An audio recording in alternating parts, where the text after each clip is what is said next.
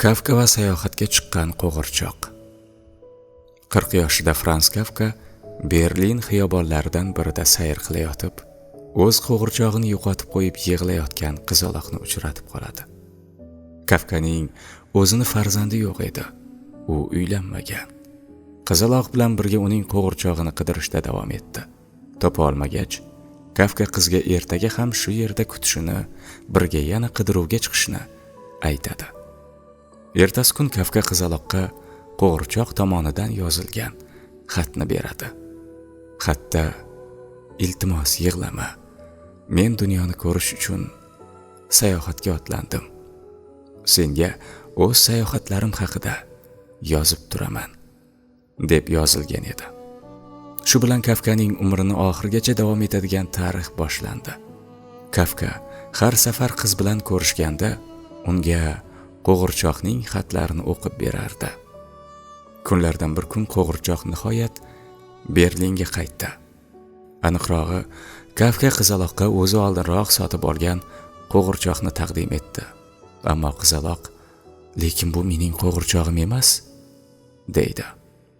Shunda Kafka unga yana bitta xatni taqdim etadi. Xatda: "Sayohatlar meni o'zgartirib yubordi", deb yozilgan yozuv bor edi. Qizaloq qo'g'irchoqni quchoqladi-yu, uni uyiga olib ketdi. 1 yildan so'ng Kafka vafot etdi.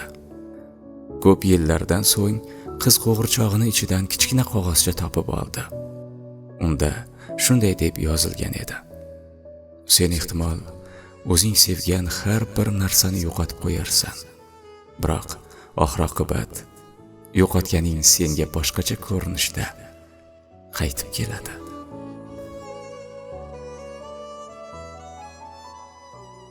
Ushbu hikoya haqiqat yoki to'qim ekanligini bila olmaymiz.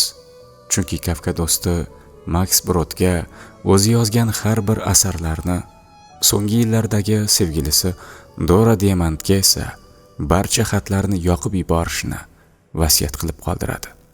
Max Brod asarlarini yoqib yubormaydi, aksincha ayrim asarlarni oxiriga yetkazadi.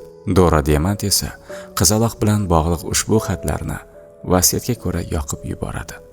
Ammo Dora o'z xotiralarida Kafkaning qizaloqqa xatlar yozib kelgani haqida eslab o'tgan.